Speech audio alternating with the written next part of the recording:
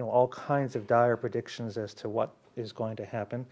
And I can't help remembering again, way back in 1973, we withdrew from Indochina.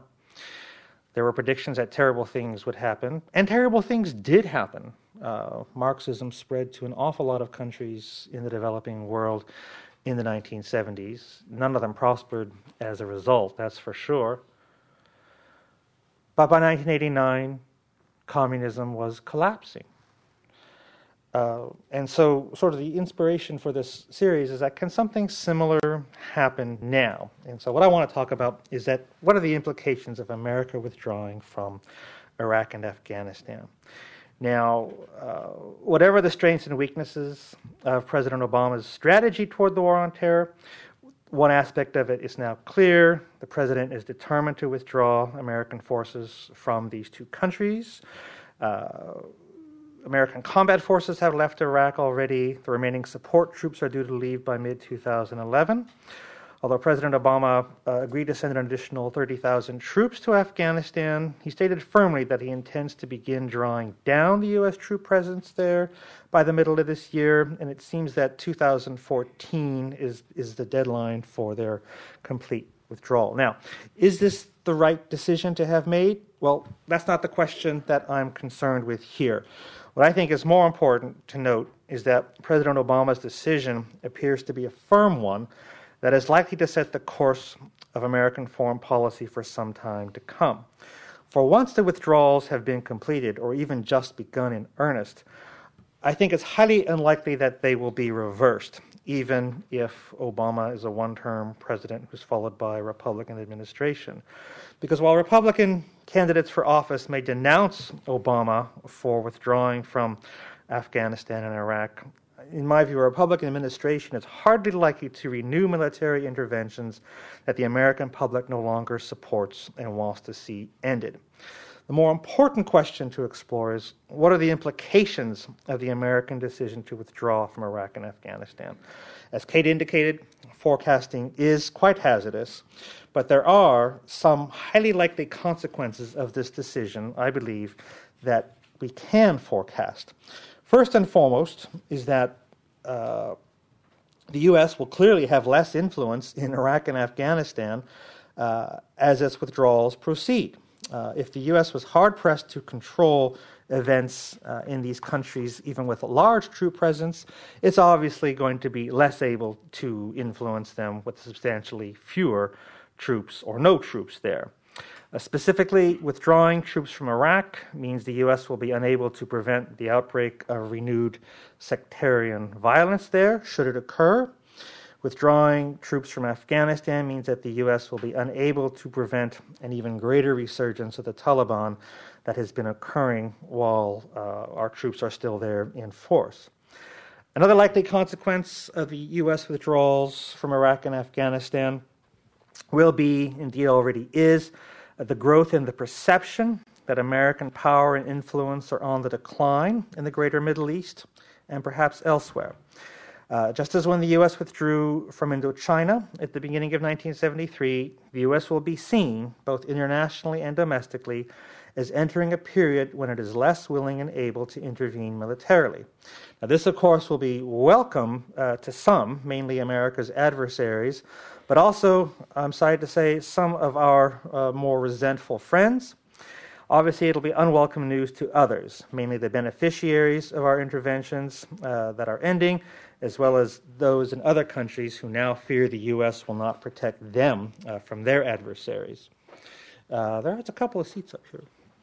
A third consequence is likely to result from the previous two. American withdrawals from Iraq and Afghanistan, combined with the increased perception that the U.S. is now less likely to intervene or reintervene, may serve to convince America's adversaries that they have succeeded in driving the U.S. out of these two countries, and that they may succeed in driving us out of others too.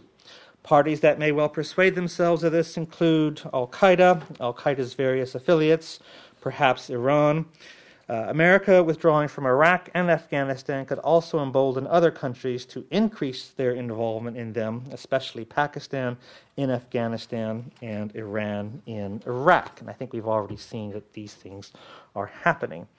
A fourth consequence, ironically, may be that some of America's allies in the region become less amenable to U.S. influence also. If they perceive the U.S. as being less willing and able to defend them, then they may decide that they need to make alternative security arrangements. These could range from preemptively attacking their opponents at one extreme to attempting to reach a modus vivendi with them at the other. They might seek out other allies, either in addition or even in place of the U.S. Now, whether any of these alternative security arrangements would prove successful if attempted remains to be seen. But just the attempt to implement any of them, though, could increase the volatility of an already volatile region. Finally, an American withdrawal from Iraq and Afghanistan will do nothing to ease the region's many ongoing problems, including the Israeli-Palestinian dispute, the Indo-Pakistani hostility, the rise of Islamic radicalism in Pakistan, Yemen, Somalia, elsewhere. Now, of course, American forces being in Iraq and Afghanistan have done nothing to ease these problems either. In other words, there are many problems in the region which are likely to continue no matter what happens in Iraq and Afghanistan. Now, it's not inevitable, of course, that all these problems will emerge following an American withdrawal from Iraq and Afghanistan. Some, though, probably can't be avoided, especially the reduction of U.S. influence in Iraq and Afghanistan. That's just going to happen, as well as the growth in the perception that American influence in the region is declining. The emergence of just these two problems alone will lead to a more challenging foreign policy environment for the U.S.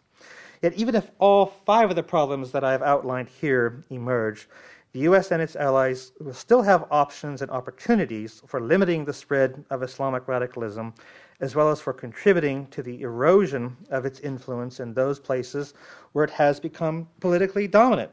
For in addition to the trends outlined here that would serve to weaken American influence, there are three other possible trends that could emerge which might strengthen it. First of all, just because the U.S. withdraws its forces from Iraq, Afghanistan, or anywhere else does not mean that al-Qaeda, its affiliates, the Taliban, or others will emerge triumphant. The U.S. and its Western allies, after all, are not the only forces resisting Islamic radicalism.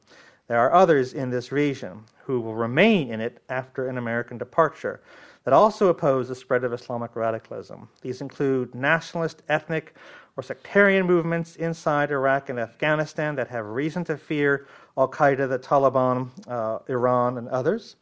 They also include governments, both pro-Western and anti-Western, such as secular nationalist Syria, in states neighboring or near Iraq or Afghanistan that fear the growth of an Islamist opposition in their own countries.